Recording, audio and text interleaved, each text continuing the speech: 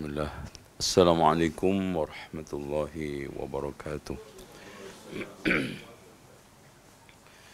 Innal hamdalillah nahmaduhu wa nasta'inuhu wa nastaghfiruhu wa nastahdihi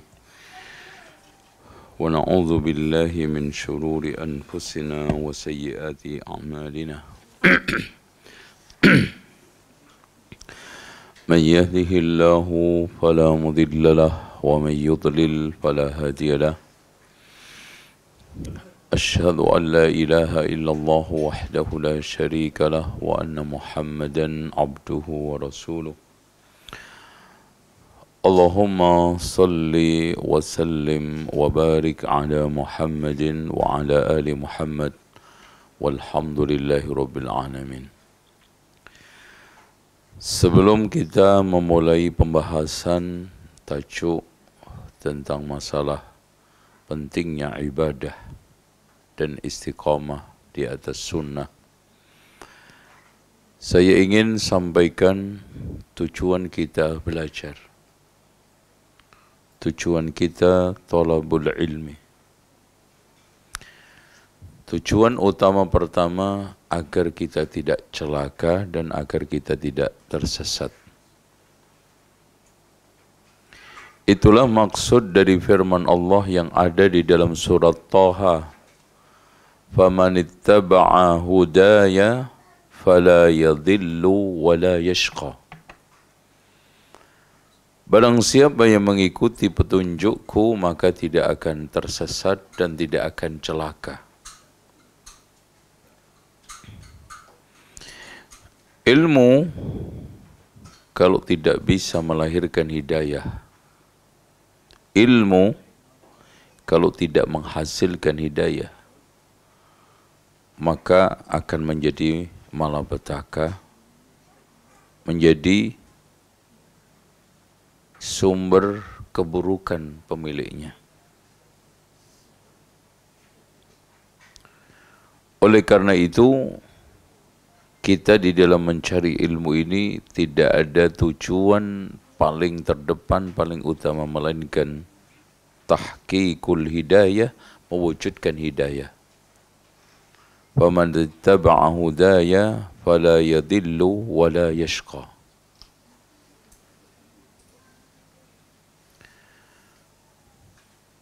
Itulah ilmu yang dimaksudkan oleh Allah, huwallazi arsala rasulahu bil huda wa dinil haq. Imam Ibn Taimiyah menjelaskan, menjabarkan yang dimaksudkan huwallazi arsala rasulahu bil huda ay al ilmun nafi', ilmu yang bermanfaat, wa dinil haq al amalus salih. Manakala sekarang ini ilmu bermanfaat pasti akan menghasilkan amal soleh. Kalau sekarang ada orang memiliki ilmu tidak menghasilkan amal, maka ketahuilah orang tersebut sedang mengumpulkan kebodohan, mengumpulkan keburukan untuk dirinya sendiri. Makanya ada pepatah, al-ilmu bila amalin kasyajari bila thamar. Ilmu tanpa diamalkan seperti pohon tak berbuah. Oleh karena itu Ali bin Abi Thalib mengatakan, hatafal ilmu bil amal wa illa irtahal. Ilmu itu membisiki pemiliknya, beramallah, kalau tidak maka ilmu itu akan pergi, lenyap, hilang. Makanya kokohnya, kukuhnya ilmu itu karena diamalkan. Kemudian setelah itu adalah kita ajarkan. Itulah makna watawasau bil haqqi watawasau bis sabr. Watawasau bil haqq adalah ta'limu al-Islam ilan nas, mengajarkan Islam kepada manusia. Watawasau bis sabri bersabar akan seluruh tantangan, rintangan, ujian, cobaan dalam menyebarkan, mendakwahkan Islam. Nggak mungkin nggak ada. Nah, di dalam rangka untuk tafaqquh fiddin, dan itu adalah sumber kebaikan yang dikatakan oleh Rasulullah, may yuridillahu bihi khairan yufaqihu fiddin. Barang siapa yang diinginkan oleh Allah kebaikan akan dipahamkan agama, dibutuhkan 6 langkah. Langkah yang pertama, husnus soal, baik di dalam bertanya. Ya. Ketika orang itu mulai bertanya, berarti ada soalan, ada masalah. Ketika orang itu merasa ada masalah, dari situlah orang itu akan mencoba menambah ilmu. Kemudian yang keduanya adalah husnul insati wal istima', baik di dalam mendengar dan memperhatikan, mencermati. Jadi, kalau sekarang kita itu belajar, kita harus punya 3 alat yang nggak boleh tidak. Yang dikatakan oleh Allah di dalam surat Qaf, inna fi dzalika ladzikra liman kana lahu qalbun. Harus punya hati yang dipasang. Aw alqas sam'a, pendengarannya itu dipusatkan. Wa huwa syahid, fokus. 3. Inna fi dzalika ladzikra, sesungguhnya Islam ini bisa menjadi peringatan kepada siapapun asalkan punya 3. Inna fi dzalika ladzikra liman kana lahu qalbun. Makanya Ibnu Abbas ketika ditanya, dari mana semua ilmu yang kamu miliki? Beliau mengatakan, lisanun sa'ul wa qalbun aqul. Ya. Lisanun sa'ul, lisan yang pintar bertanya, wa qalbun aqul, hati yang sekarang ini berpikir. Kemudian yang berikutnya adalah husnul hifzi, baik di dalam menghafal. Yang keempat dan yang kelima adalah husnul fahmi, baik di dalam memahami. Nah, yang berikutnya adalah husnul amal, ya, baik di dalam mengamalkan. Dan yang terakhir, wa ta'limun nas liman la ya'lam, mengajarkan kepada manusia yang tidak mengerti. Oke. Ikhwas sekalian, di antara sekian ilmu yang wajib kita pelajari adalah ilmu tentang ibadah kepada Allah. Ilmu tentang bagaimana kita itu bisa meraih cinta Allah Subhanahu wa ta'ala melalui berbagai macam ibadah.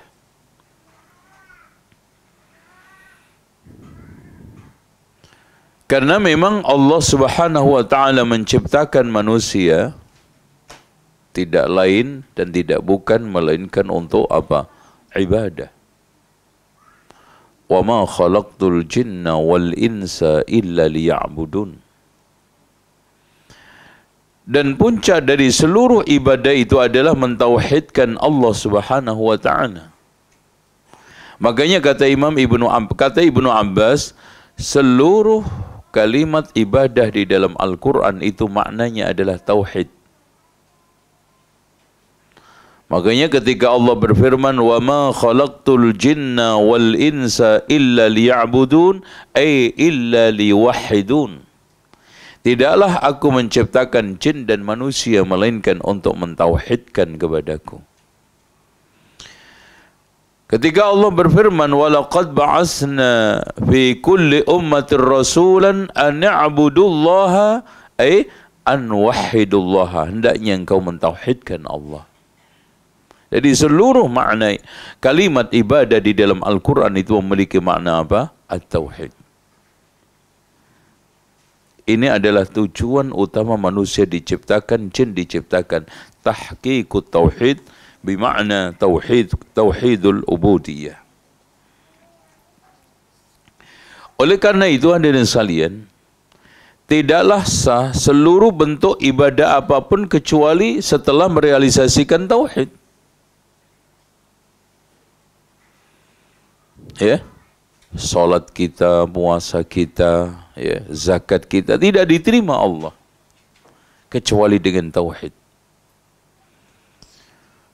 Bahkan Allah sendiri memperingatkan keras kepada Rasulullah, la in asyrakta la yahbatanna 'amaluka wa la takunanna minal khasirin. Kalau engkau berbuat syirik wahai Muhammad, kamu akan merugi. Ya. Kamu akan merugi di akhirat dan amalmu terhapus. La in asyrakta la yahbatanna 'amaluka. Kalau Nabi Muhammad aja diancam dengan dua, yaitu dengan hapusnya amal dan kerugian di akhirat, apatah kita. Makanya kita harus lebih hati-hati di dalam hal kaitannya dengan merawat tauhid. Dengan apa? Membersihkan dari seluruh kekotoran syirik. Makanya ketika orang ingin atau menghendaki pertemuan dengan Allah dengan pertemuan yang baik, Allah katakan apa? فَمَنْ كَانَ يَرْجُو لِقَاءَ رَبِّهِ فَلْيَعْمَلْ عَمَلًا صَالِحًا وَلَا يُشْرِكْ بِعِبَادَةِ رَبِّهِ أَحَدًا.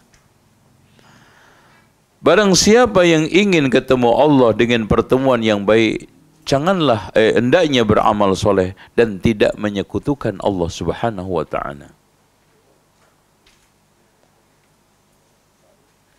Dan syirik itu macam-macam. Ada syirik al-du'a, ada syirik mahabbah, ya, ada syirkul ibadah, ada asyirkul iradah wan niyah.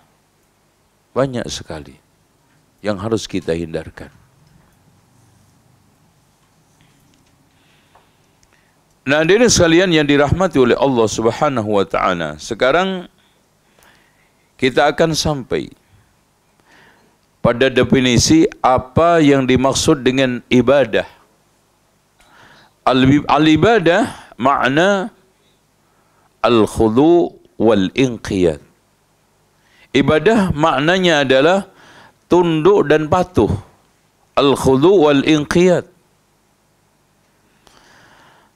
Ada di antara para ulama memberikan definisi dari sisi istilah syariat, di mana ibadah adalah tunduk patuh, al-khudu' wal-inqiyad wa ta'ah bi fi'lil awamir wa tarkin nawahi. Tunduk patuh dan taat dengan cara melaksanakan perintah-perintah Allah dan meninggalkan larangan-larangan Allah.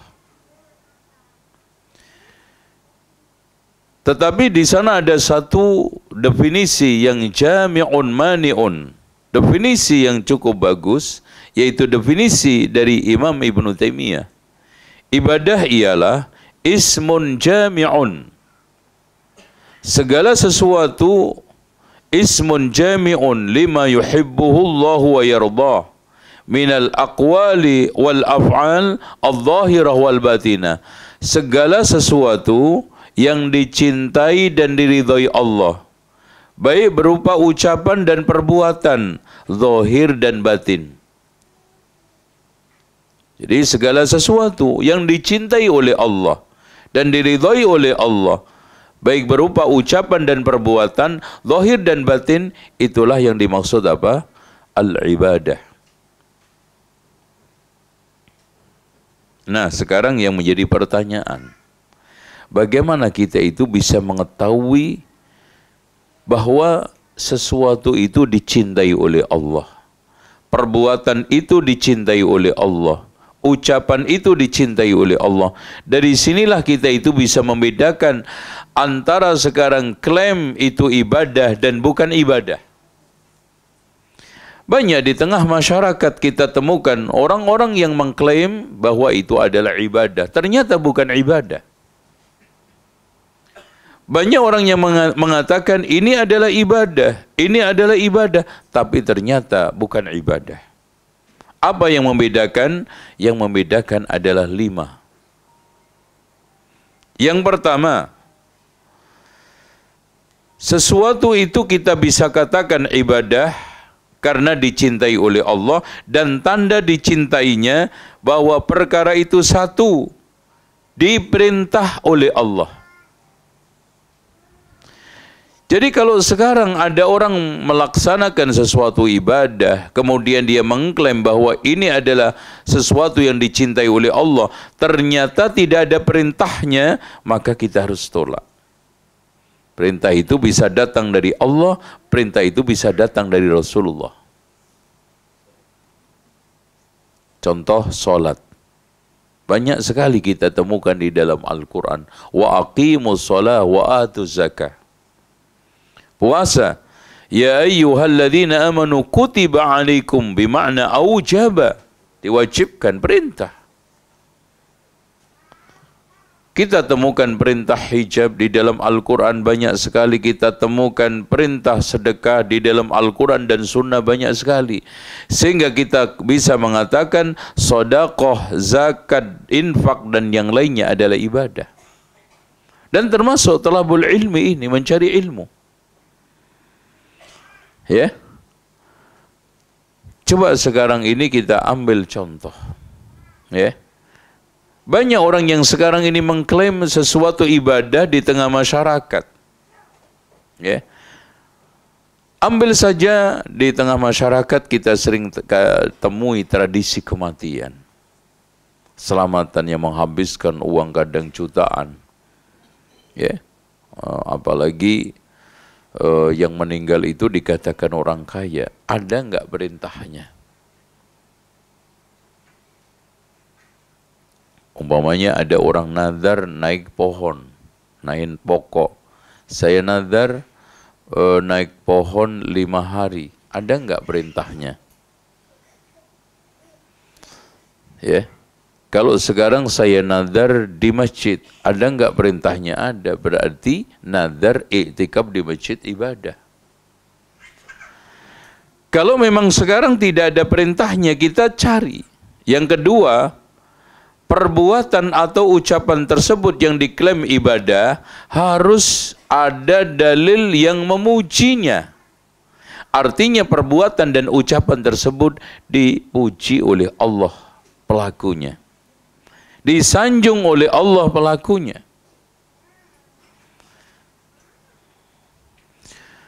Atau kalau tidak, yang ketiga, perbuatan atau ucapan tersebut adalah dinyatakan ridha oleh Allah. Contoh, innallaha la yardha 'anil 'abdi idza akala aklatan fayahmaduhu 'alaiha wa idza syariba syurbatan fayahmaduhu 'alaiha. Allah itu ridha terhadap orang makan, ketika makan, setelah makan mengucapkan alhamdulillah, dan minum setelah minum mengucapkan alhamdulillah. Berarti setelah makan, setelah minum mengucapkan alhamdulillah itu ibadah, karena Allah mengungkapkan atau Rasulullah mengungkapkan dengan ungkapan ridha. Kalau tidak sekarang ada ungkapan ridha, maka perbuatan dan ucapan itu dijanjikan oleh Allah pahala. Contoh, man qara'a harfan min kitabillah falahu bihi hasanatun fal hasanatu bi asyri amsalihha fala aqulu alif lam mim harfun walakin alif harfun lam harfun min harfun. Barang siapa yang membaca satu huruf dari kitabullah, dia akan mendapatkan satu kebaikan. Satu kebaikan dilipatkan 10 kali. Saya tidak mengatakan alif lam mim satu huruf, tapi alif huruf tersendiri, lam huruf tersendiri, mim huruf tersendiri. Berarti membaca Al-Quran adalah ibadah. Man qala subhanallah wa bihamdihi marratan ghurisat lahu nakhlatun fil jannah. Barang siapa yang sekarang ini mengucapkan subhanallah wa bihamdi sekali, ditanamkan satu pohon kurma di surga. Berarti mengucapkan subhanallah wa bihamdi adalah ibadah. Pertanyaannya, man qara'a manaqib, Ada manaqib Syekh Abdul Qadir Jailani yang sampai kadang di antara mereka bisa khatam dalam satu malam itu 40 kali. Ada nggak janjinya? Dapat pahala sekian-sekian. Bandingkan dengan sekarang, man shalla subha fi jama'atin. Barang siapa yang salat subuh berjamaah, summa yajlis yadhkurullaha hatta tatlu'a syamsu. Kemudian duduk zikir sampai matahari terbit. Summa yusalli rak'atin, kemudian salat 2 rakaat. Kana ka ajri hajjatin wa umratin tamatan. Dia mendapatkan pahala haji umrah sempurna. Berarti duduk setelah salat subuh sampai matahari terbit, salat 2 rakaat adalah ibadah. Karena dijanjiin pahala. Kalau tidak, yang terakhir, yang kelima, dijanjiin surga.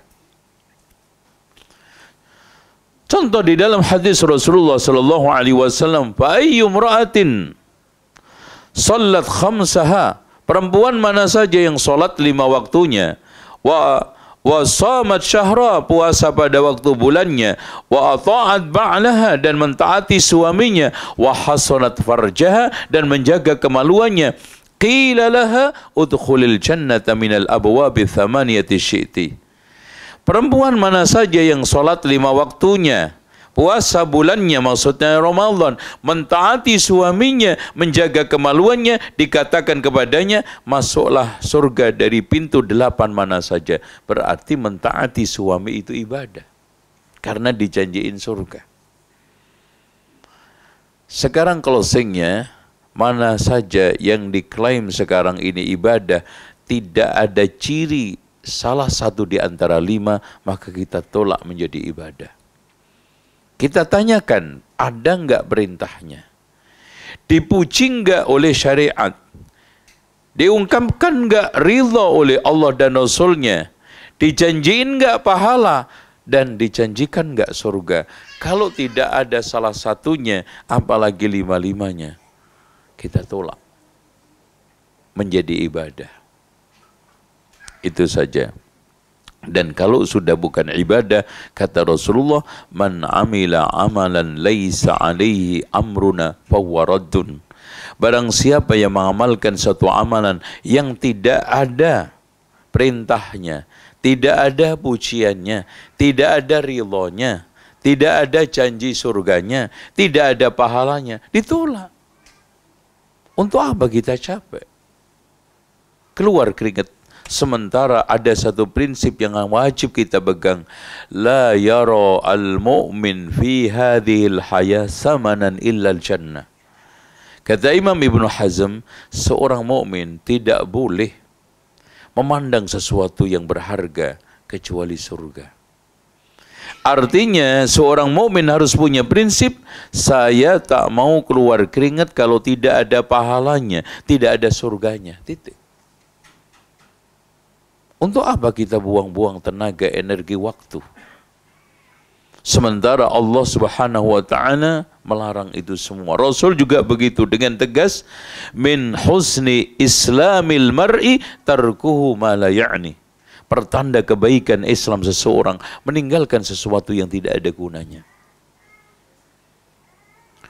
Dan perkara yang tidak ada gunanya itu minimal dijelaskan oleh Imam Ibnu Qayyim di dalam kitabnya Al-Fawaid, ada 10.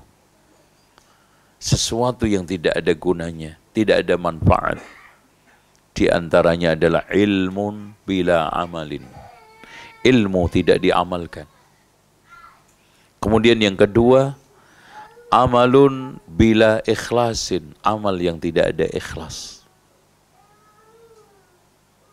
Ya, ilmu tidak diamalkan, itu sia-sia. Amal tidak ikhlas, sia-sia. Ya. Kemudian yang selanjutnya nomor 3. Ya. Ya, nomor 3, badanun mu'attalun 'anit ta'ah. Badan yang tidak digunakan untuk ketaatan. Ya, sia-sia. Ya. Kemudian selanjutnya, mahabbah yang tidak ada kaitannya dengan Allah Subhanahu wa ta'ala. Kemudian yang kelima, berharap kepada orang atau makhluk yang umbun-umbun dia itu di tangan Allah. Nggak ada faedah. Kita berharap kepada orang, ternyata orang itu berada di tangan Allah Subhanahu wa ta'ala, berada di atas kekuasaan Allah Subhanahu wa ta'ala. Tawakkal 'alal hayyil ladzi la yamut. Bertawakkallah kepada zat yang hidup tidak pernah mati, yaitu Allah Subhanahu wa ta'ala. Itu, ya. Kenapa? Karena pada akhirnya kita akan kecewa. Pada akhirnya kita akan kecewa. Ya. Kemudian hadirin sekalian, di antara sekian yang sia-sia yang dikatakan oleh Imam Ibnu Qayyim adalah satu keamalan yang sekarang ini tidak benar dan tidak ikhlas. Ya, ikhlas saja tidak cukup, harus benar sesuai dengan dalil. Harus ada ittiba, harus mengikuti sunnah Rasulullah sallallahu alaihi wasallam. Ya, kalau sekarang orang melakukan amalan, makanya Fudail bin Iyad ketika menafsirkan firman Allah, liyabluwakum ayyukum ahsanu amala aswabuha wa ahsanuha wa aswabuha wa akhlasuha. Agar Allah menguji mana di antara kalian yang paling baik amalnya, kata Fudail bin Iyad, paling benar dan paling ikhlas. Orang kalau benar saja tidak ikhlas tidak diterima, atau ikhlas saja tidak benar juga tidak diterima. Baik. Ini hakikat daripada ibadah. Nah, hadirin sekalian, selanjutnya, ibadah itu tidak diterima oleh Allah kecuali harus sesuai dengan dalil di dalam 6 sisi. Ya. Yang pertama, jenisnya. Artinya jenis ibadah itu harus sesuai dengan Al-Quran dan Sunnah. Contoh sholat. Kenapa kita sholat? Jelas. Nazar, isti'anah, istighasah, sedekah, puasa, dan yang lainnya. Bahkan haji, umroh, bahkan jihad. Semua jelas kita dapatkan dalil-dalil dari Al-Quran dan Sunnah. Ya. Jadi jenisnya. Yang kedua, kadarnya. Kenapa kita sekarang ini zikir setelah sholat membaca astagfirullah, astagfirullah, astagfirullah 3 kali?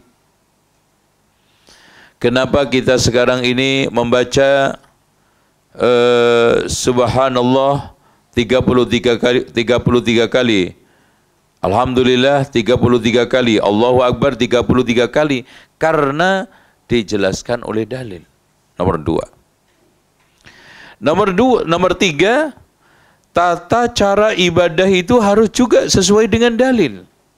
Ruku, sujud, termasuk puasa. Kita tidak puasa siang tapi malam. Atau siang apa malam puasa? Siang. Ya. Tata cara sahurnya, tata cara bukanya, semua karena dalil. Ya. Tata cara di dalam tawaf, tata cara di dalam sa'i, bahkan tata cara di dalam mengenakan pakaian ketika kita itu ihram. Semuanya harus pakai dalil. Coba aja perhatikan bagaimana Rasulullah SAW mengajarkan tata cara ruku. Ya, sampai detail. Tata cara sholat jenazah, tata cara sholat gerhana, tata cara sholat kusuf, ya, khusyuf, ya, tata cara salat istisqa, semua dijelaskan. Jadi kita tidak boleh ngarang, ya. Contoh aja, kenapa tidak semua salat sunnah itu bisa dilakukan dengan jamaah? Salat sunnah yang hanya boleh dilakukan jamaah cuma 4, karena Rasulullah mengajarkan seperti itu. Yang pertama adalah solat gerhana. Kemudian yang kedua, solat istisqa. Yang ketiga, sholat hari raya. Yang keempat, sholat tarawih. Coba perhatikan, di antara sholat sunnah, semua ada khutbahnya kecuali tarawih. Apakah kita sekarang ini mentang-mentang, ya, ini kan sunnah, terus kemudian kita tidak pakai dalil, kita kasih khutbah, maka kita akan terjatuh ke dalam sesuatu yang sekarang ini mengada-ada di dalam agama. Atau kita jadikan sholat tahajud untuk jamaah, sholat duha untuk jamaah, nggak bisa. Karena itu tata cara yang telah dijelaskan oleh Rasulullah. Rasulullah hanya mempraktekkan sholat sunnah berjamaah hanya 4 yang dilazimkan. Sholat istisqa, sholat gerhana, sholat apa tadi? Hari raya Idul Fitri, Idul Adha, dan yang terakhir sholat tarawih. Walaupun seandainya ada orang yang sesekali melakukan sholat jamaah qiyamul lail, dibolehkan, tetapi sesekali. Rasulullah melakukan itu. Sholat duha juga begitu, dibolehkan, sesekali. Tapi kalau sekarang melazimkan, kenapa dilarang? Karena kita tidak boleh melazimkan sesuatu yang tidak lazim, mengharuskan sesuatu yang tidak harus. Bahkan kata Imam Syafi'i, man istahsana syai'an faqad syarra'a. Barang siapa yang menganggap baik sesuatu, maka dia telah membuat syariat. Tuh, ya. Jadi yang pertama adalah jenis ibadah harus sesuai dengan dalil. Terus kemudian kadar ibadah. Salat duhur 4 rakaat, salat asar 4 rakaat. Kenapa maghrib 3? Karena dalilnya seperti itu. Yang ketiga adalah tata caranya. Kemudian yang keempat adalah sebab yang melatar belakangi ibadah itu. Contoh, ada orang puasa pada waktu tanggal 9 Dzulhijjah karena sebabnya Arafah. Kalau ditanya kenapa Anda puasa tanggal 9? Karena Arafah, karena sebabnya Arafah.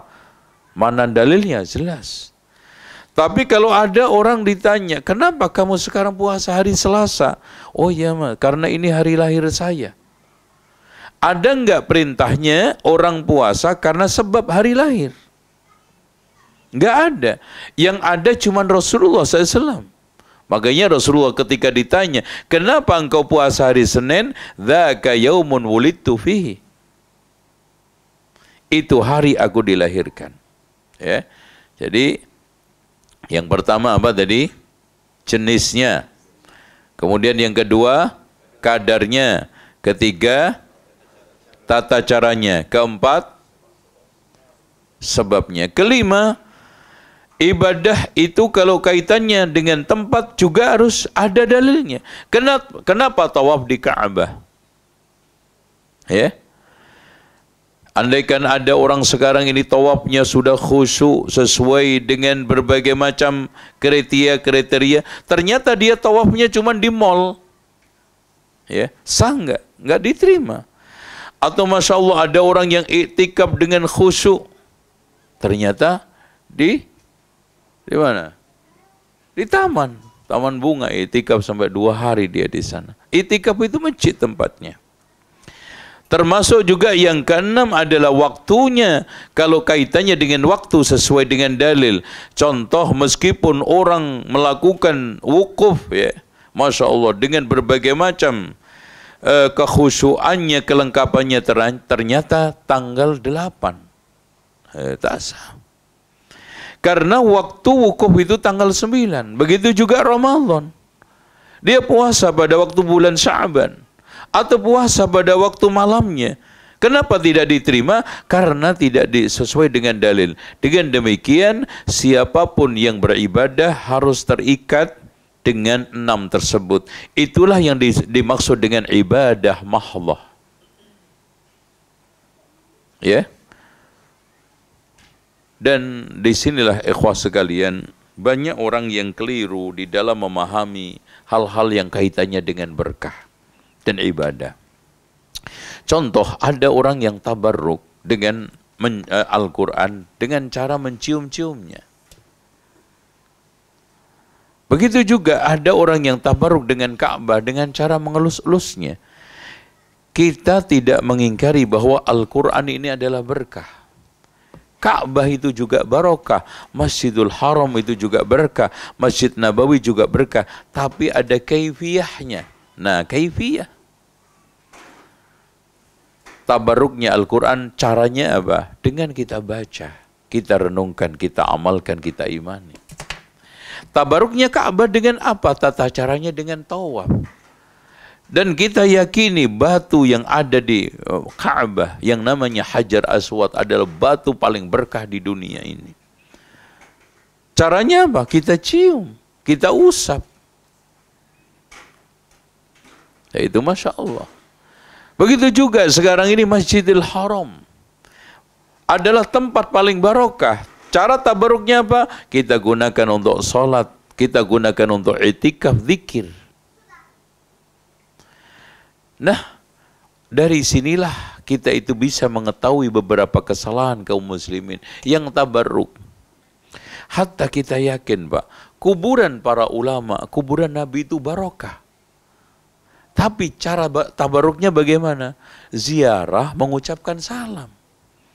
Yang menjadi masalah tabarruk di antara mereka, minta doa kepada kuburan, ambil tanah kuburan dimakan. Bahkan tiang-tiangnya diusap-usap. Ulama itu barokah.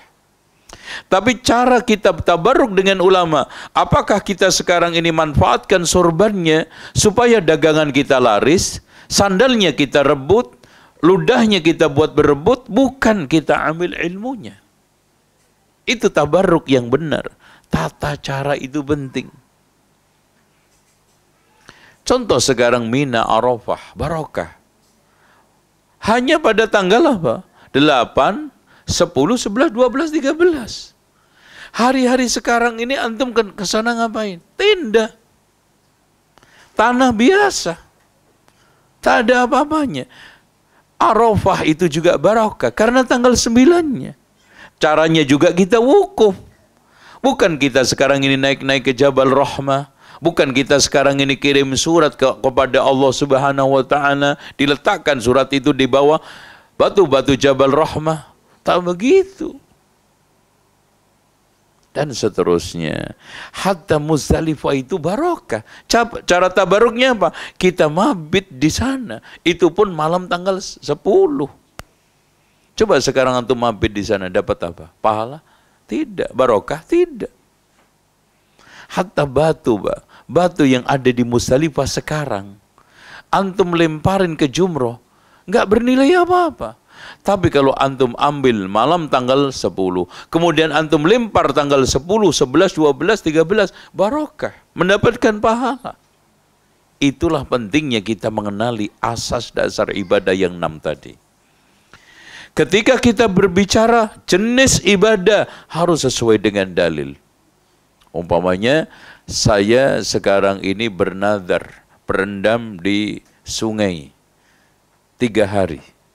Jenis ibadah ini ada nggak dalilnya? Tak ada. Ya. Saya beribadah kepada Allah, ya, mancing, ibadah. Tak ada. Mana dalilnya bahwa mancing itu ibadah? Tak ada. Bahkan sebaliknya, man sakanal badiyata jafa. Siapa yang tinggal di pedalaman akan berwatak kolot.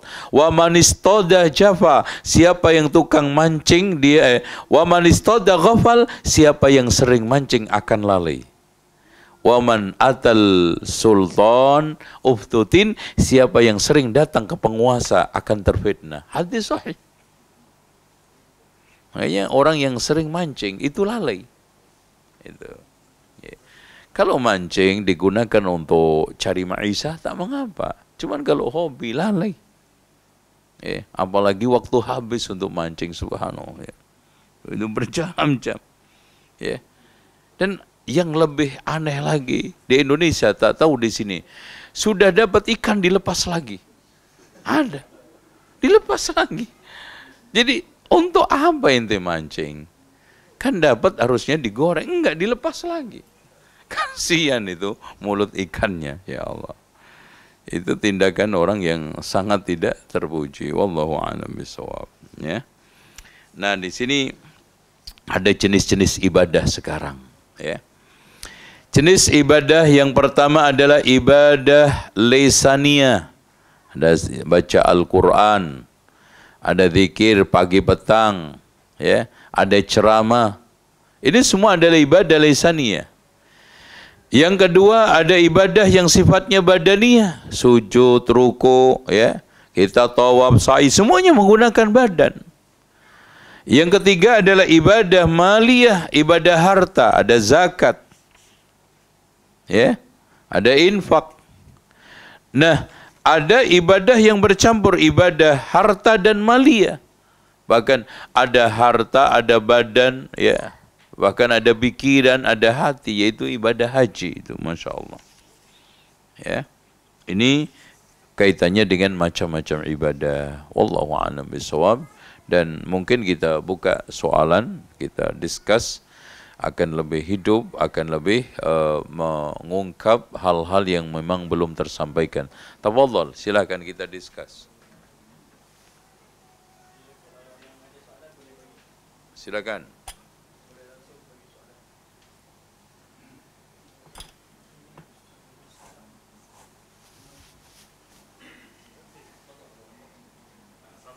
Ya, silakan. Saya mau bertanya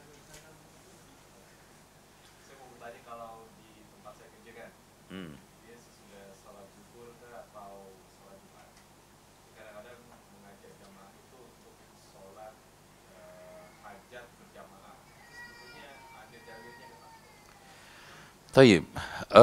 Pertama, sholat hajat itu sendiri, sanad hadisnya itu dipersoalkan oleh ulama. Dan bahkan Syekh Al-Albani mendhaifkan hadis ini di dalam kitab Sunan An-Nasa'i. Kenapa? Karena di sana sudah ada solat yang terbaik yang hadisnya sahih, yaitu istikharah. Makanya para ulama mengatakan ma khaba man istashar wa ma nadima man istakhar. Tidak akan pernah nyesal orang yang musyawarah dan tidak akan kecewa orang yang istikharah. Makanya di dalam menghadapi segala sesuatu antum jangan lupakan, jangan lepas dengan tindakan dua. Istikharah kaitannya dengan Khalik, musyawarah kaitannya dengan makhluk. Kalau antum sudah sekarang minta pendapat kepada Allah melalui istikharah. Istikharah itu seakan minta kepada Allah petunjuk. Dan kepada makhluk dengan musyawarah. Insya Allah betul tidak akan kecewa, tidak akan nyesal. Insya Allah urusan kita akan lebih bagus daripada kita tidak musyawarah, tidak istikharah. Makanya betul kata para ulama, ma khaba man istashar, tidak akan rugi orang yang musyawarah, wa ma nadima man istakhar, dan tidak akan nyesel orang yang istikharah. Itu. Apalagi dilakukan sholat hajat berjamaah. Yang saya katakan tadi tidak ada satu dalil pun yang memerintahkan sholat sunnah berjamaah kecuali 4 sholat. Cek aja dalilnya, hadisnya. Tak ada. Kalau sekarang istisqa, Masya Allah, jelas Rasulullah SAW memerintahkan. Bahkan para ulama membuat bab lengkap tentang sholat dan tata cara keutamaan sholat istisqa. Sekarang ada nggak tata cara? Dari mulai keutamaannya, tata caranya, berjamaah nggak ada. Begitu juga kusuf dan khusuf, gerhana, lengkap. Begitu juga sholat Idul Fitri, Idul Adha, lengkap. Bahkan para ulama membuat bab tersendiri tentang masalah sholat-sholat ini. Begitu juga tarawih. Mana ada sekarang sholatul hajah? Tak ada. Bahkan hanya satu hadis itu pun dhaif. Kenapa ini dhaif? Karena ada sesuatu yang lebih utama, lebih baik, yaitu istikharah. Dan kaidah, bila ada hadis yang dhaif menentang hadis yang sahih, maka statusnya adalah syadz. Syadz. bahkan mungkar. Maaf, mungkar. Karena hadis yang sahih saja menentang hadis yang lebih sahih itu syadz, apalagi yang dhaif menentang hadis yang sahih.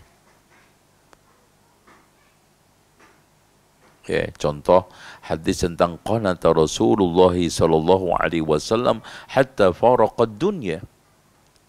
Rasulullah sallallahu alaihi wasallam qunut subuh sampai meninggal dunia. Hadis ini adalah dhaif karena di dalam sanadnya ada seorang perawi namanya Abu Ja'far Ar-Razi yang dikatakan oleh Imam Al-Hafidh Ibnu Hajar saduqun sayyi'ul hifdhi. Dia jujur tapi buruk hafalannya. Berarti hadisnya dhaif. Menentang hadis yang lebih sahih yaitu apa? Bid'ahnya kunut subuh. Dan menentang hadis yang sahih yaitu bahwa yang dimaksudkan kunut nazilah. Maka hadis ini adalah mungkar. Jadi kaidah bila ada hadis yang sahih menentang hadis yang lebih sahih statusnya syadz, kalau dhaif menentang hadis yang sahih namanya apa? Mungkar. Tuh, ya. Selanjutnya tadi hajah ya, cukup.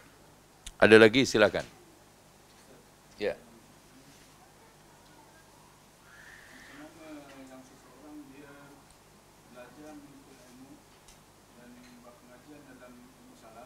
Ya.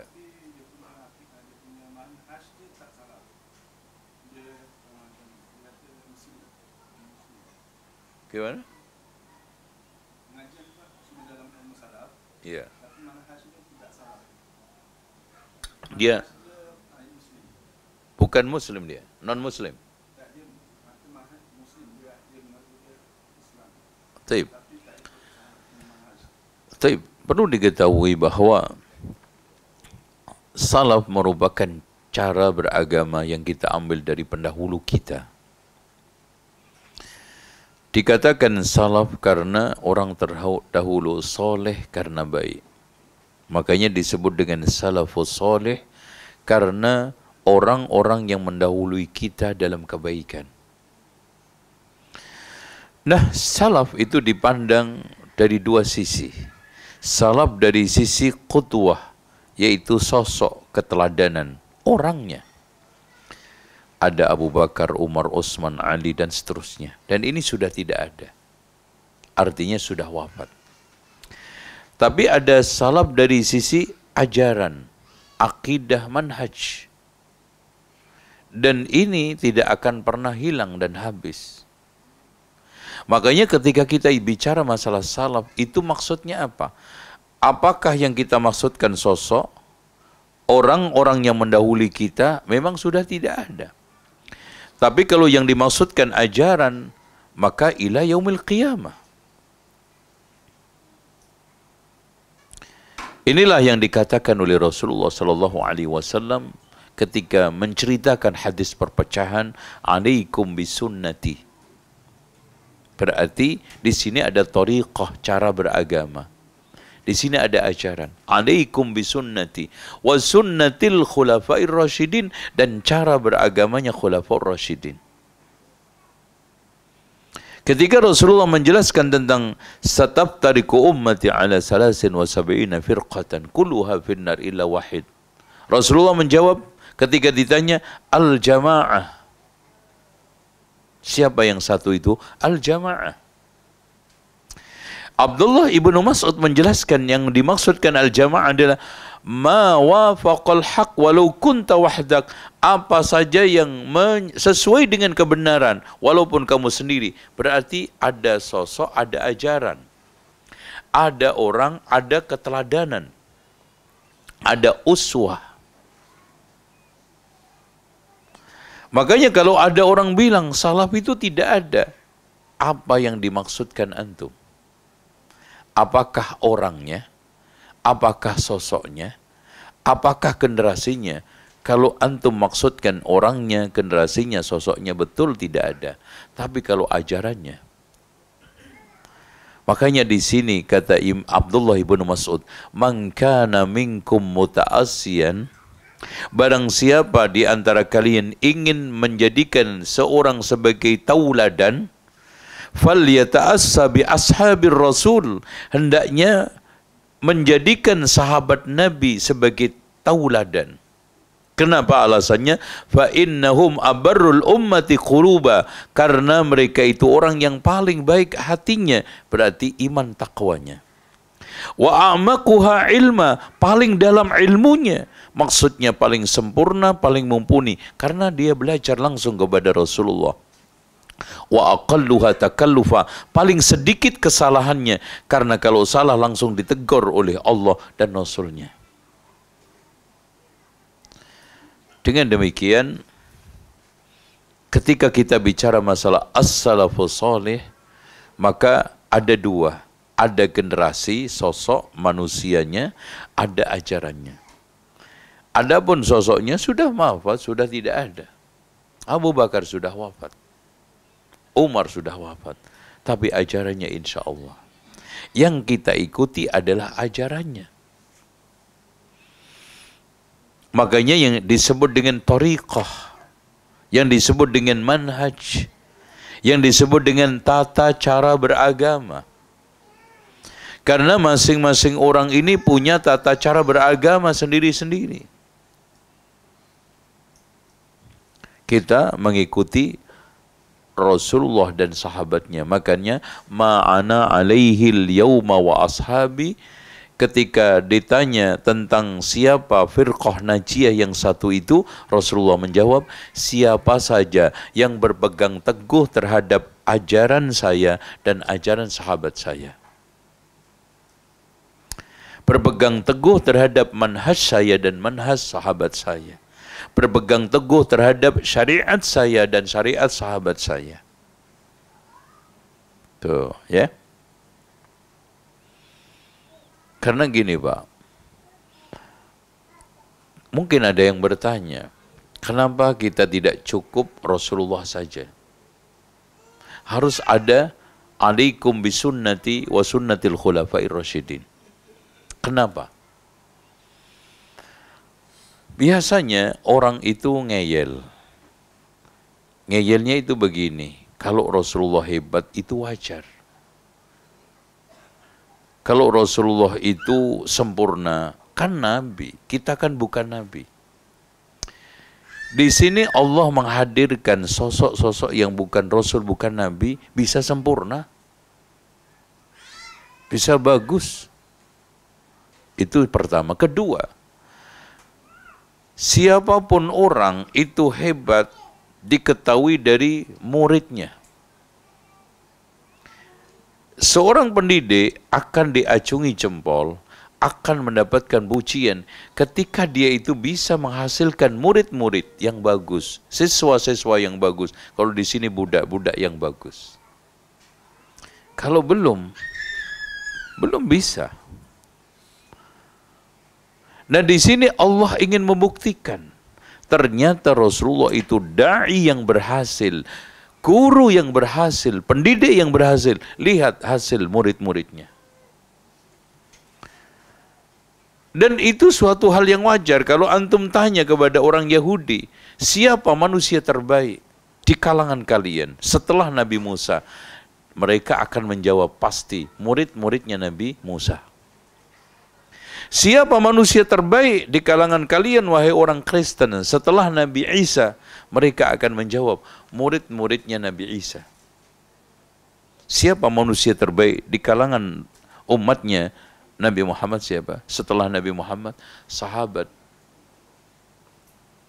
Makanya Rasulullah memberikan satu apresiasi. Rasulullah memberikan pujian sampai pada tingkatan la tasubbu ashabi. Jangan kamu menghujat sahabatku. Fawallahi demi Allah, lau anna ahadakum anfaqa misla Uhudin dahaba ma balagha mudda ahadihim au nusayfahu. Janganlah kalian itu menghujat, mencela sahabatku. Demi Allah, andaikan kalian atau di antara kalian berinfak sebesar gunung Uhud berupa emas, tidak akan bisa menyamai satu mud. Ya.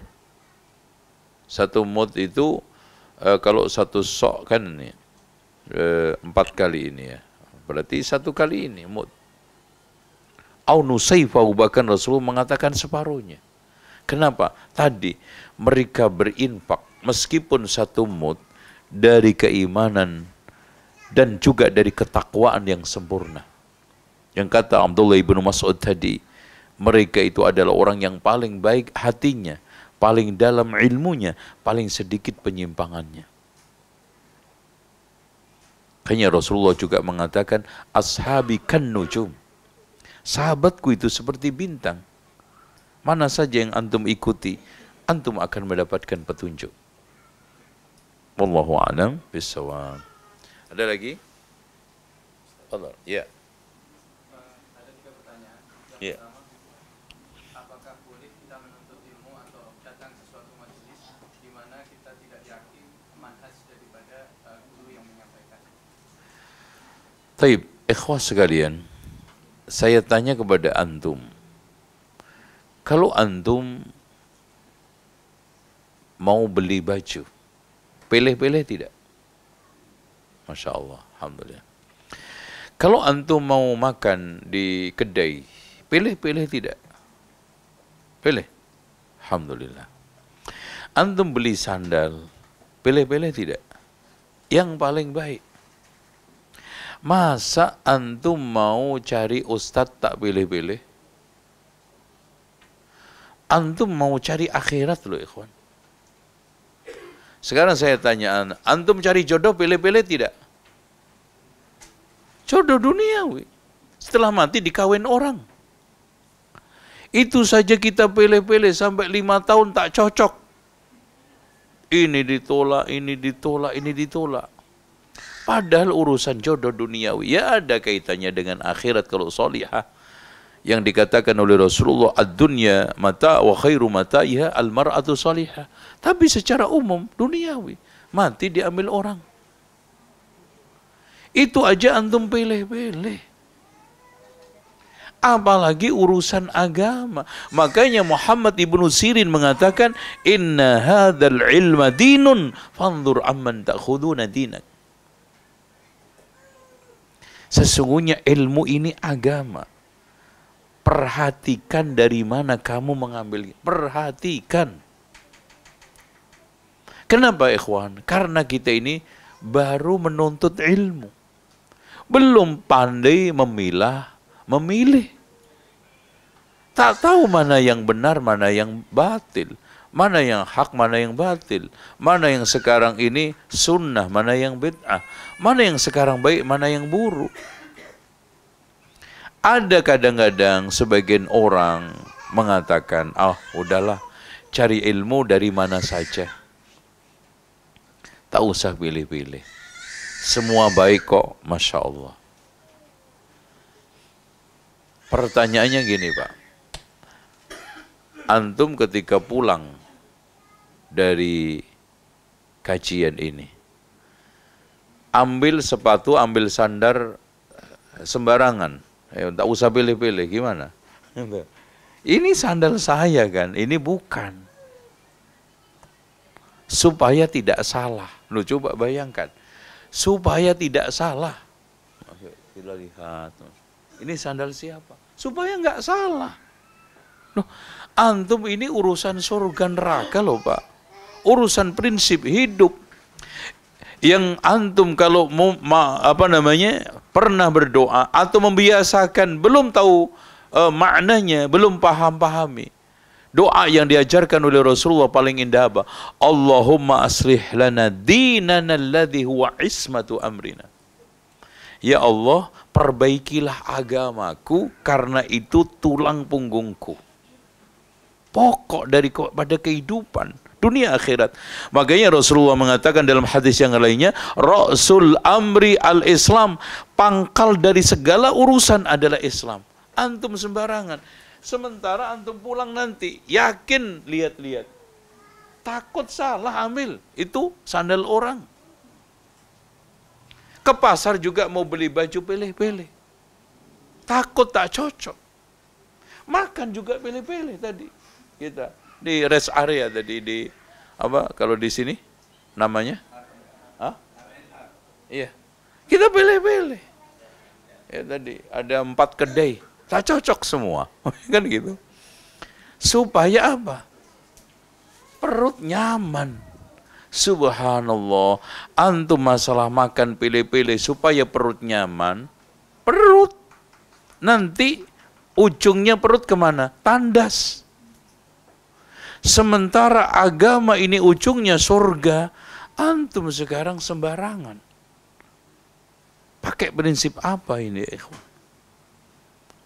Oleh karena itu, Muhammad ibnu Sirin, seorang sahabat yang hebat, yang top, memberikan pengarahan itu bukan main-main.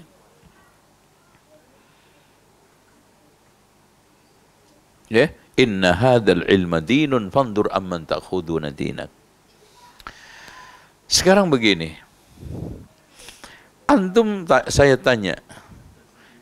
Antum bisa memilah, mengetahui si ustadz itu meskipun subhatnya itu kecil, menyelipkan subhat itu di tengah pengajaran, hatta hanya mengajar tajwid, hatta hanya mengajar bahasa Arab. Antum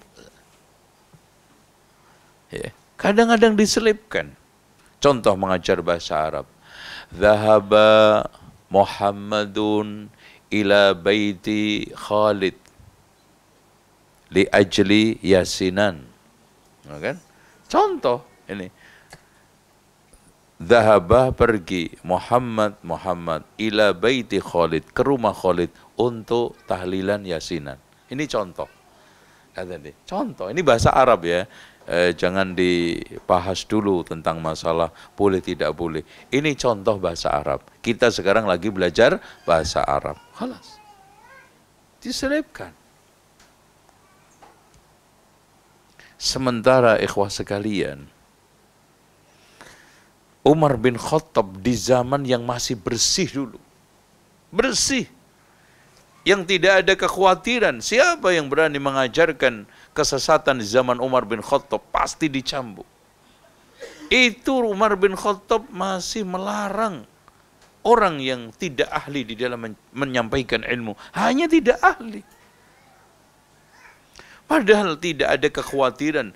Kanan kirinya itu masih banyak sahabat yang ilmunya melimpah, yang tidak ada kekhawatiran untuk kesesatan. Tapi dilarang. Apatah kita sekarang ini? Itu petunjuk dari ucapan Muhammad ibnu Sirin dan juga penjelasannya.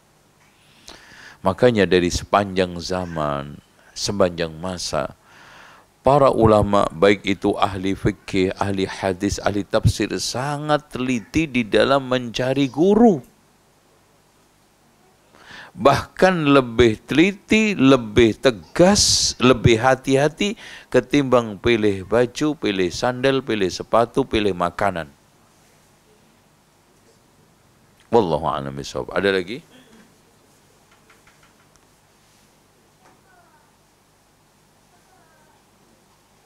Ya. Dalam beribadah terkadang ada beberapa khilaf dalam ibadah itu. Bagaimana cara mensikap? Sikap yang paling terbaik adalah menuntut ilmu. Seorang tidak akan bisa bersikap dengan baik kalau tidak tahu ilmu tentang dalil yang bisa menengahi khilaf. Kita tidak bisa menghadapi ikhtilaful ulama dengan perasaan, dengan hawa nafsu. Nggak bisa. Antum makin bingung. Makanya disitulah saran Allah, wa in tanaza'tum fi syai'in farudduhu ilallahi war rasul. Bila kalian berselisih di dalam sesuatu, kembalikan kepada Allah dan Rasulnya. Dalam ayat lain, famakhtalaftum fi syai'in fahukmuhu ilallah. Apa-apa yang kalian perselisihkan, hakim terakhirnya di Allah.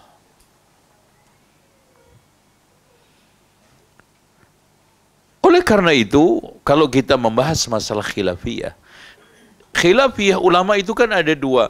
Khilafiyah yang mu'tabarah, yang bisa dianggap itu khilafiyah, wa ghairu mu'tabarah, atau dalam istilah yang lainnya khilafiyah sa'ighah dan khilafiyah ghairu sa'ighah. Khilafiyah yang dibolehkan, khilafiyah yang tidak dibolehkan. Contoh khilaf di dalam masalah kaitannya dengan hukum zina, itu ghairu mu'tabarah. Ada yang mengatakan zina halal, makruh, atau makruh tanzih, makruh ghairu tanzih. Udah, ini ghairu mu'tabarah, antum jangan dengar. Antum jangan masukkan di dalam masalah khilafiyah. Khilafnya ulama dalam masalah riba, khilafnya orang boleh menikah lebih daripada satu. Udah nggak perlu. Ada yang mengatakan nggak boleh ta'addud, boleh ta'addud, itu nggak perlu didengar. Kenapa? Karena itu khilafiyah ghairu mu'tabarah, ghairu sa'ighah.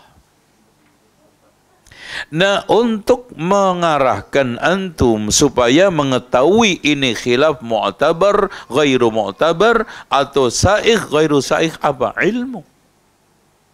Ilmu yang dimaksud adalah ilmu ma qala Allah wa qala Rasul wa qala sahabat, mengilmui apa yang diucapkan oleh Allah, apa yang diucapkan Rasul, apa yang diucapkan oleh sahabat, yang tidak lain adalah ijma'.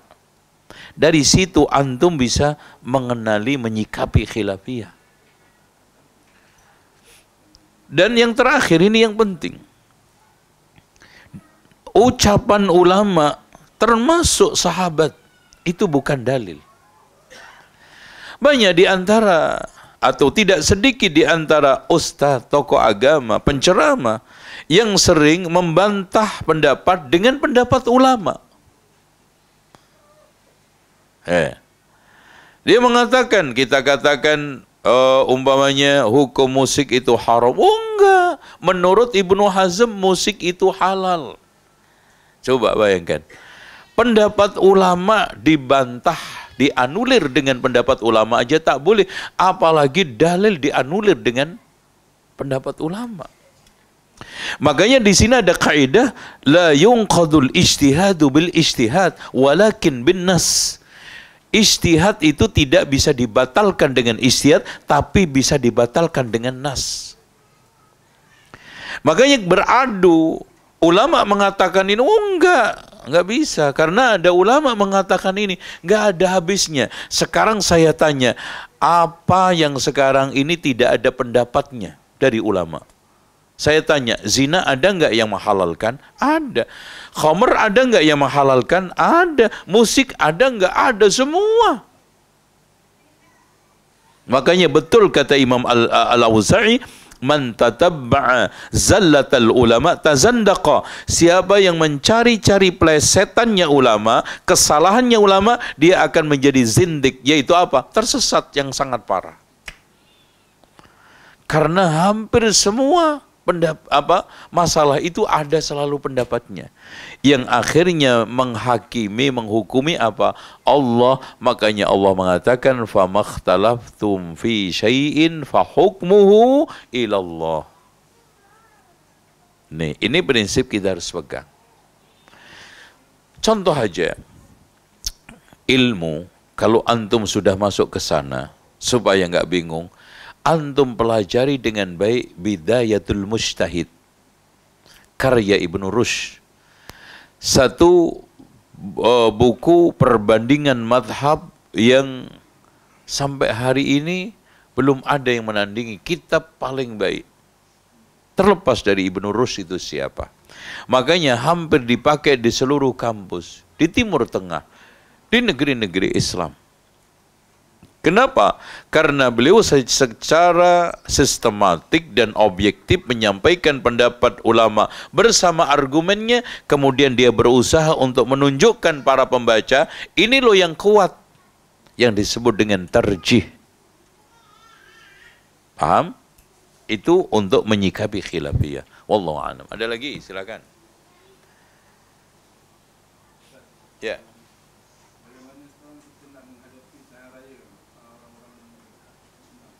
Apa? Oh, pemilu raya. Bismillah. Kalau mau menjawab pemilu raya harus minum kopi dulu. Biar tak keliru menjawab.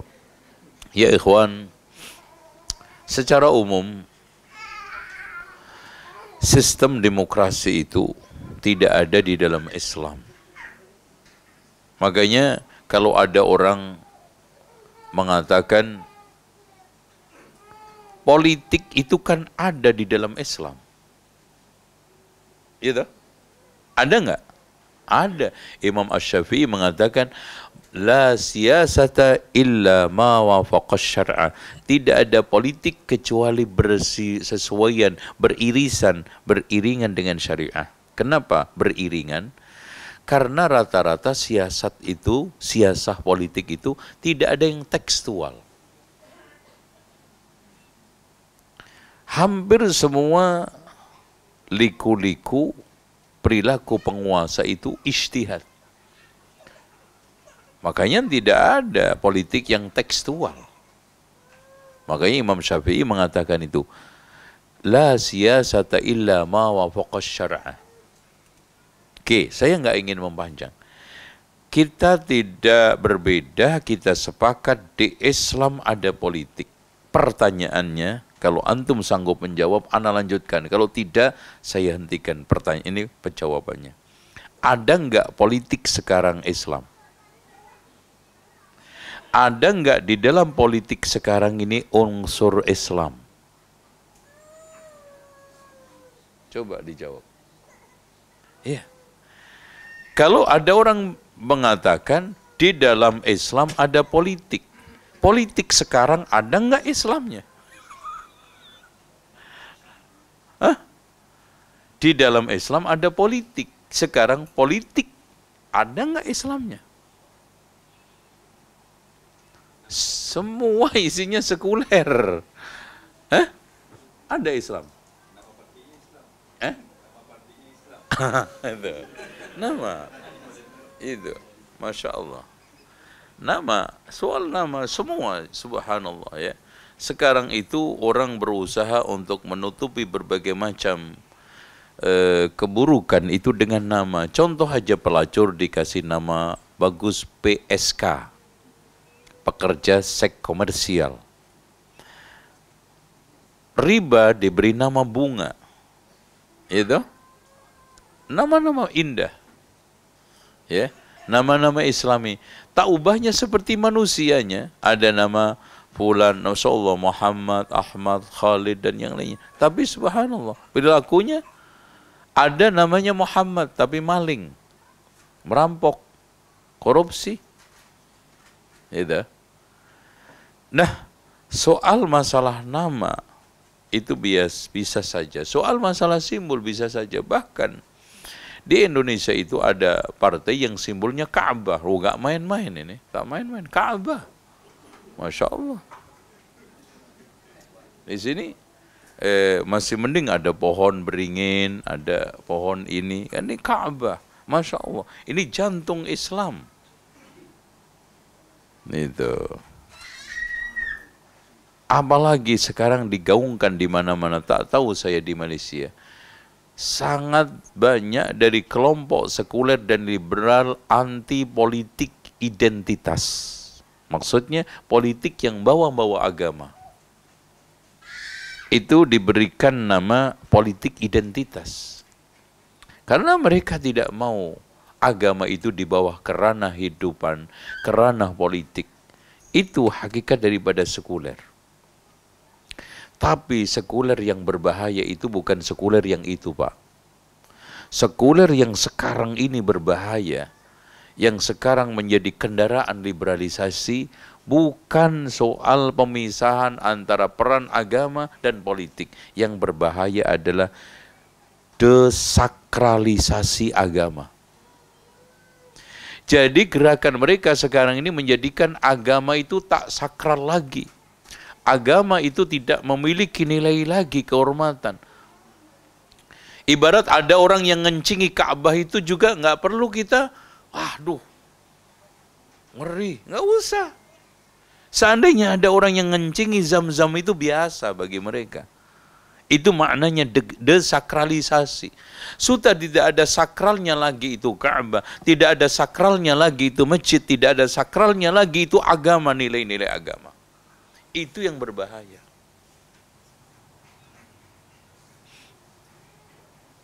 Wallahu a'lam bishawab. Itu. Nah, untuk nanti nusuk tidaknya, antum tanya kepada ulama nanti menjelang pas nusuk. Ya, sehari 2 hari lah, ya. Antum tanya. Habis secara umum seperti itu. Karena nanti secara praktek itu kaitannya adalah maslahah. Maslahah itu masing-masing tergantung pada tempat, kondisi, keadaan. Makanya dalam masalah tusuk menusuk ini antum tanya kepada ulama di Malaysia ini lebih aslah. Ya. Karena ulama dari masing-masing negeri tidak tahu maslahat negeri itu sendiri. Karena tidak hidup setiap hari, tidak merasakan setiap saat. Tidak tahu sekarang ini arahnya kemana. Kita bisa bilang mungkin Malaysia lebih ringan sekularisasinya daripada di Indonesia, liberalisasinya daripada di Indonesia. Mungkin. Tapi intinya ulama-ulama, ustadz-ustadz, tokoh-tokoh agama antum di Malaysia ini a'raf, lebih tahu. Makanya ada satu pepatah, ahlu Makkah adra bisyi'abiha, penduduk Mekah itu lebih tahu lereng, lembah, gunung, bukitnya Mekah. Wallahu a'lam bishawab. Gitu, Pak. Ada lagi? Ya. Ya. Gimana kita caranya nak terus istiqamah dalam ibadah terhadap Allah dan mengikuti sunnah? Oke. Ikhwas sekalian, kaitannya dengan istiqamah. Istiqamah itu artinya tegak. Dan biasanya orang itu akan lebih susah berdiri daripada duduk. Nyantai apalagi tidur. Oleh karena itu, perkara yang paling utama pertama di dalam beragama itu memang istiqamah. Makanya ketika ada seorang sahabat datang kepada Rasulullah, ya Rasulullah, ajarkan kepadaku tentang Islam yang setelah itu aku tidak tanya kepada siapapun. Apa kata Rasulullah? Qul Rabbi Allah thumma istaqim. Katakan amantu billah thumma istaqim. Katakan aku beriman kepada Allah, kemudian istiqamahlah. Abu Ali Ar-Wadbadi juga mengatakan kun taliban lil istiqamah wala takun taliban lil karamah. Carilah istiqamah, jangan cari karamah. Kenapa? Karena Allah menuntutmu istiqamah, sementara dirimu itu selalu penasaran dan merasa bangga dengan karamah. Makanya ciri wali Allah itu istiqamah di atas keimanan dan ketakwaan. Di mana Allah Subhanahu wa taala mengatakan ala inna awliya Allahi la khaufun alaihim wa lahum yahzanun. Ketahuilah bahwa wali-wali Allah itu adalah tidak ada takut dan tidak ada rasa gentar, khawatir. Alladzina amanu wa kanu yattaqun, mereka beriman dan bertakwa. Oleh karena itu, wali Allah yang paling tertinggi adalah wali Allah yang mampu istiqomah di atas iman dan takwa serta ibadah. Itu wali yang hakiki. Bukan yang memiliki karomah yang hebat, melimpah, yang bisa atraksi dan demo berbagai macam kelebihan dan keajaiban, dibacok enggak mempan, bisa berjalan di atas air. Bahkan Imam Asy-Syafi'i pernah mendapatkan nasihat dari Lais. Dikabarkan kepada Imam Syafi'i, wahai Imam Asy-Syafi'i, Lais mengatakan, jangan kamu percaya terhadap kewalian orang tersebut meski mereka bisa jalan di atas air. Apa kata Imam Asy-Syafi'i? Kurang, masih kurang, meski dia bisa terbang di angkasa. Jangan kamu percaya terhadap kewaliannya sebelum kamu cocokkan terhadap Al-Quran dan Sunnah. Nah, bagaimana kita itu bisa istiqamah di atas ibadah? Ya. Satu, kita harus tajamkan thalabul ilmi, tafaqquh fid din. Kemudian yang kedua, kita harus terus al-iltifaf haulal ulama, bersimpuh di sekitar para ulama. Kemudian yang ketiga, kita harus tadabbur terhadap Al-Quran, terhadap ayat-ayat Allah, baik ayat-ayat yang masmu'ah, ayat yang bisa didengar yaitu Al-Quran ini, dan ayat-ayat masyhudah yang dilihat yaitu di alam semesta. Terus kemudian yang ketiga, kita harus banyak juga merenungkan sunnah Rasulullah Sallallahu Alaihi Wasallam.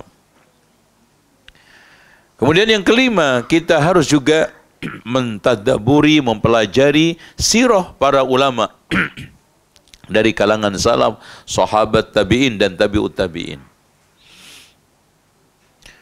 Kemudian yang keenam, ya, kita harus berdoa, memohon kepada Allah Subhanahu wa taala keistiqomahan, dan itu banyak sekali di dalam Al-Quran, di dalam sunnah, doa-doa kita supaya teguh. Di antaranya, Rabbana la tuzigh qulubana ba'da idh hadaitana wa hab lana min ladunka rahmah innaka antal wahhab. Allahumma qsim lana min khasyatika ma tahulu bihi bainana wa baina ma'asiyatik wa min ta'atika ma tuballighuna bihi jannatak wa min al-yaqini ma tuhawwinu alaina masaibad dunya, dan seterusnya. Dan yang terakhir, yang berikutnya nomor 7, antum harus mencari teman yang soleh. Cari teman yang soleh. Dan yang terakhir, antum harus punya ibadah andalan setelah yang wajib, yang antum bisa istiqomah meskipun sedikit. Contoh, ana nggak pernah meninggalkan tahajud, cukup. Lebih baik daripada antum punya banyak amal nanti hilang. Bukankah antum pernah mendengarkan cerita ada orang yang dijamin Rasulullah calon penghuni surga 3 kali, ya ikhwan, 3 kali. Ternyata setelah diusut oleh sahabat sampai 3 hari dibela-belain nginep, ternyata tidak punya amal yang istimewa, melainkan saya tidak pernah punya rasa sakit hati kepada orang lain. Allahu Akbar. Makanya itu yang dimaksudkan hadis Rasulullah, khairul a'mali adwamuha wa in qalla. Sebaik-baik amal itu yang di sisi Allah adalah yang paling istiqamah meskipun sedikit. Jadi kalau antum punya 8 itu insya Allah. Nah, hindarkan penghalang istiqamah yang 4. Hindari. 1, jahil, kebodohan. Bodoh ini Pak, jahil ini paling merusak istiqomah nomor 1. Orang bodoh itu sulit istiqomah. Istiqomah apanya? Istiqomah di atas kebodohan. Itu kan. Istiqomah itu di atas ilmu, bukan di atas kebodohan. Yang kedua, teman yang buruk. Ya. Teman yang buruk, kata pepatah Arab, as-sahib sahib. Teman itu menarik. Bahkan lebih cepat menarik yang buruk daripada yang baik. Ada orang berteman bertahun-tahun dengan orang yang hafal Al-Quran. Sampai sekarang, jangankan 30 juz 30 aja tak hafal. Padahal udah berteman 7 tahun. Tapi subhanallah, baru saja berteman 7 hari dengan orang yang tak sholat, dengan orang yang suka main perempuan, langsung kita ikut. Kemudian yang keempat, yang ketiga adalah hawa nafsu. Siapa yang mengikuti hawa nafsu akan cenderung tidak istiqamah. Dan yang terakhir adalah fitnah. Fitnah jabatan, fitnah harta, fitnah perempuan. Betapa banyak kita temukan orang yang terhempas dari sunnah, yang dulu rajin ngaji, yang dulu istiqamah di atas sunnah, sekarang itu keluar karena perempuan, karena jabatan, karena kekayaan. Dan ini lebih berbahaya Pak. Kenapa? Kata Allah di dalam Al-Quran, kaifa yahdillahu qauman kafaru ba'da imanihim wa syaidu anna ar-rasula haqqun wa ja'ahumul bayyinat. Kaifa yahdillahu qauman, bagaimana sih Allah itu menunjukkan sekelompok kaum yang kafir, yang kufur setelah beriman. Yang sekarang ini sesat setelah mendapatkan petunjuk. Sesat setelah tahu sunnah. Sekarang memperjuangkan bid'ah setelah dia itu ahli sunnah. Masya Allah. Wa syahidu anna rasulah haqqun. Dia menyaksikan bahwa Rasul itu hak. Wa ja'ahumul bayinat. Keterangan-keterangan tentang kebenaran sudah datang. Dilepas itu semua, maka ini lebih berbahaya. Makanya rusaknya umat kan karena dua orang. Alim fajir, seorang alim yang jahat. Abid jahil yang bodoh, seorang ahli ibadah yang bodoh. Tapi yang paling berbahaya ini, alimun fajir. Makanya saya itu masih lebih punya harapan ketemu orang yang sesat, belum pernah mendengarkan ilmu, mendengarkan kajian, mengikuti berbagai macam sunnah. Daripada orang yang sekarang tersesat, dulu pernah mengenal sunnah. Dulu pernah mengikuti kajian sunnah. Ini mengerikan. Makanya Allah mengingatkan kepada kita, watlu alaihim naba alladzina atainahu min ayatina fansalakha minha faatba'ahu syaitanu wa kana minal ghawin. Bacakan kepada mereka Muhammad tentang kisah orang yang dulu saya berikan ilmu, kemudian dia keluar, kemudian hidupnya diikuti oleh setan. Coba, setan aja ikut dia. Orang jelek adalah orang yang mengikuti setan. Gimana kalau sekarang dia diikuti setan? Mana yang lebih jelek? Mana yang lebih parah? Pengikut setan atau setan mengikuti dia? Insya Allah. Ini nggak main-main. Setan mengikuti dia. Allahu Akbar. Wa kana minal ghawin. Ya. Allah alam. Ada lagi? Masya Allah.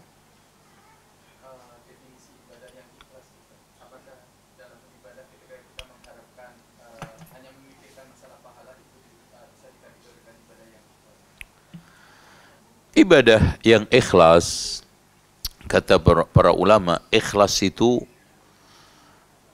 la hadza wa la nasiba li nafsik. Tidak ada keuntungan yang kita dapat kecuali al-jannah. Ada yang mendefinisikan pujian dan cacian kamu sikapi sama. Ada yang mendefinisikan ikhlas adalah beramal hanya semata-mata mencari ridha Allah. Ini yang paling mudah. Ada yang mendefinisikan lebih sulit lagi. Ikhlas ialah ketika kamu merasa tidak ikhlas. Dan tidak ikhlas ketika kamu merasa ikhlas. Itu. Karena orang kalau sudah merasa ikhlas, setan itu akan masuk dengan mudah. Makanya ketika Aisyah ditanya kapan orang itu cukup bisa dikatakan jahat dan buruk, ketika dia merasa menjadi orang baik. Oleh karena itu yang benar kata Imam Ibn Rajab, hendaklah Anda menjadi orang baik dan merasa terus kurang dan tidak sempurna. Berusahalah menjadi orang baik yang merasa terus kurang dan tidak sempurna. Kenapa? Ada dua faedah. Kita tidak angkuh sombong ujub terhadap amal kita, dan kita setiap saat perlu terus menutup kekurangan-kekurangan kita. Beda dengan orang yang sudah merasa sempurna. Apanya yang ditutup? Saya sudah sempurna. Apanya yang ditambah?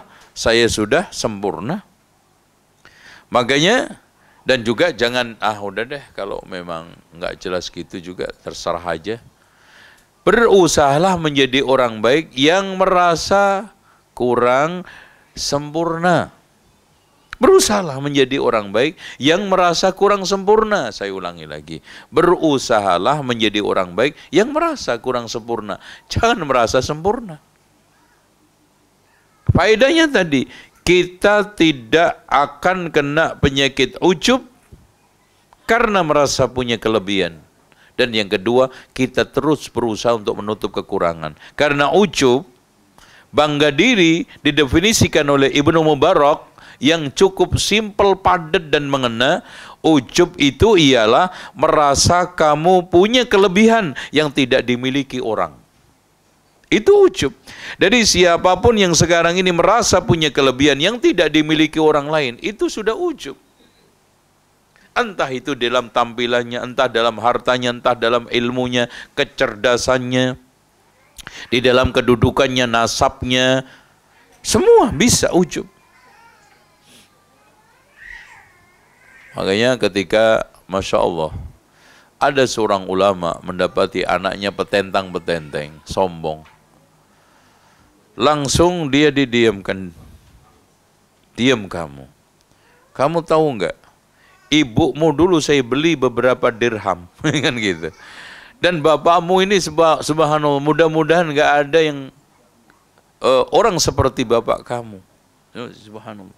Abu Bakar juga sama. Ketika melihat ada orang yang sombong, ketahuilah, wahai fulan, sadarlah, kamu itu pernah keluar masuk 2 kali dari jalan kotoran. Paham nggak nih? Masuk ketika berupa mani, ya, terus kemudian keluar masuk ke berupa apa? Bayi. Subhanallah. Dari mana itu semua? Ya Allah, ya. Sehingga ketika manusia itu tahu asal usulnya, tidak akan mungkin ada ujub, sombong, dan yang lainnya.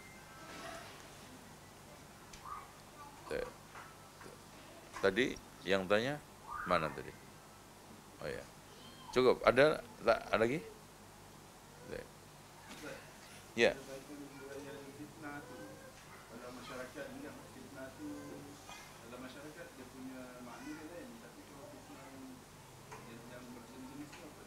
Apa itu? Fitnah. Oh, makna fitnah. Oke. Fitnah itu memang di dalam Al-Quran dan Sunnah itu maknanya banyak. Fitnah itu bermakna syirik. Wal fitnatu asyaddu minal qatl. Syirik di sekitar Ka'bah yang kalian lakukan itu lebih berat di sisi Allah ketimbang perang yang kami akan adakan. Tuh. Kemudian yang kedua, fitnah itu maknanya adalah imtihan, ujian. Ya. Dan ini banyak sekali contoh, wa'lamu annama amwalukum wa auladukum fitnah. Ketahuilah hartamu dan anakmu itu fitnah, maknanya adalah ujian.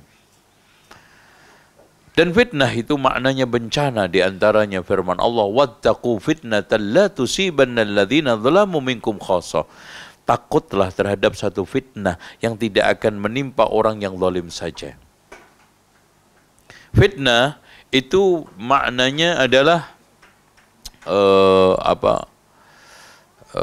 musibah yang sifatnya pribadi atau di ini. Nah, fitnah itu juga maknanya syubhat dan syahwat. Seperti di dalam firman Allah, tu'radul fitanu 'alal qulubi ka'ardil harsir. Maknanya fitnah di sini adalah syubhat dan syahwat. Ya. Dan masih banyak makna fitnah di dalam Al-Quran dan Sunnah. Nah, tetapi secara istilah, fitnah itu ada dua, fitnah khusus sama fitnah umum. Fitnah khusus yaitu fitnah harta, fitnah anak, fitnah istri. Ya. Fitnah kesehatan. Itu fitnah, tetapi khusus. Ada fitnah umum, yaitu fitnah keluar dari agama. Itu fitnah. Makanya wala taj'al musibatana fi dinina. Musibah di dalam agama, tersesat atau murtad. Fitnah umum di antaranya adalah perpecahan. Fitnah umum di antaranya adalah banyak orang yang menolak syariat. Fitnah umum sekarang banyak wanita yang berpenampilan telanjang. Fitnah umum sekarang ini menyebar di dunia Islam, yaitu tergila-gila dengan berbagai macam olahraga. Itu termasuk tergila-gila. Ini fitnah-fitnah, termasuk juga fitnah narkoba dan yang lainnya, fitnah umum. Dan sekarang ini Masya Allah termasuk juga fitnah syubhat, fitnah syahwat, fitnah syirik, fitnah bid'ah, fitnah orang-orang sekarang menyembah, mengkultuskan kuburan. Ini semuanya fitnah. Menyebarnya khurafat, tahayul bid'ah di tengah masyarakat, fitnah. Mengkultuskan tokoh sampai pada menyembahnya, ini juga fitnah. Banyak sekali, ini fitnah amah. Ya. Tapi yang paling terberat dari semua itu adalah fitnah penolakan syariat dan fitnah perpecahan yang sekarang lagi booming di negeri-negeri Islam. Itu yang harus kita sekarang ini waspadai. Wallahu a'lam bishawab. Ada lagi?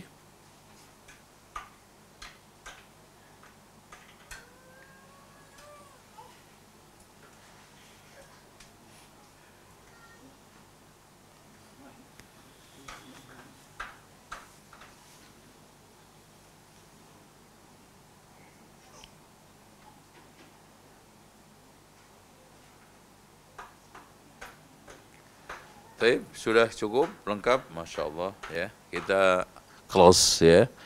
Kita akhiri dengan satu kesimpulan bahwa ibadah yang dimaksudkan di dalam Al-Quran banyak disebutkan kalimat ibadah yang tidak lain adalah maknanya tahqiqut tauhid, merealisasikan ketauhidan kepada Allah. Dan sesungguhnya seluruh bentuk ibadah itu adalah di dalam rangka untuk mewujudkan tauhid kepada Allah. Makanya kita sholat harus karena Allah. Zakat, puasa harus karena Allah. Semuanya. Bila kita tujukan kepada selain Allah, maka itu riya, dan riya itu jenis daripada jenis syirik. Akhwafu ma akhafu alaikum minasyirikil asghar. Tayyib. Nah, syarat ibadah itu ada dua macam, ikhlas dan benar. Siapa yang ikhlas saja tapi tidak benar juga tidak diterima, benar saja tidak ikhlas juga tidak diterima. Nah, ibadah tersebut supaya bisa dikatakan ibadah harus memenuhi 5 kriteria. 1, adanya perintah dari syariat. 2, dipuji oleh syariat atau Allah dan Rasulnya sama ya. 3, diungkapkan ridha oleh Allah dan Rasulnya. 4, dijanjikan pahala oleh Allah dan Rasulnya. 5, dijanjikan surga oleh Allah dan Rasulnya. Kalau tidak ada unsur salah satu di antara 5 ini, apapun yang diklaim itu ibadah, maka tertolak. Itulah maksud dari sabda Rasulullah, man amila amalan laisa alaihi amruna fawaraddun, ditolak. Nah, lebih menguatkan lagi, ibadah yang kita lakukan harus sesuai dengan dalil dalam sisi 6. 1, jenis ibadah harus sesuai dengan dalil. Contoh, sholat. Contoh, puasa. Tapi kalau jenis ibadah itu tidak ditunjukkan oleh dalil, maka bukan ibadah. Contoh, nazar mancing. Nazar berendam di sungai 3 hari. Jenis. Kadar sholat duhur 5 rakaat, ditolak. Sholat asar 6 rakaat, ditolak. Tata cara, ruku, sujud, tawaf, sa'i, semua ada tata caranya. Bahkan kita tadi katakan, apa-apa yang dinyatakan berkah oleh Allah dan Rasulnya, itu ada tata caranya. Betul Ka'bah itu berkah, tapi caranya tabarruk, bukan gunting-gunting kiswahnya, tapi tawaf. Dan seterusnya. Quran ini barokah. Tapi bukan caranya dicium-cium. Tetapi caranya dibaca, direnungkan, diimani, diamalkan, dihafal. Cara. Sebab yang melatar belakangi ibadah kita. Saya puasa sekarang tanggal 9 Dzulhijjah karena sebabnya ini hari Arafah. Saya puasa Tasu'a, Asyura karena sebabnya dulu Bani Israel diselamatkan dari Fir'aun dan Allah tenggelamkan Fir'aun. Akhirnya Yahudi syukur kepada Allah melakukan puasa itu. Rasulullah ditanya tentang puasa hari Senin, dzaka yaumun wulidtu fihi. Sekarang saya puasa hari Rebo. Ditanya, kenapa antum puasa hari Rebo? Iya, ini hari lahir saya. Mana dalilnya? Sebab 5 tempat masjid, tempatnya itikaf. Saya itikaf sudah khusyuk baik banget, baca Al-Quran sampai khatam 5 kali. Ternyata di pos kamling, ternyata di mall, tidak diterima. Nah, waktu puasa Masya Allah sudah bagus, sahurnya bagus, ini bagus. Ternyata puasa Ramadan di Sya'ban. Atau itikaf, ini apa namanya, wukuf.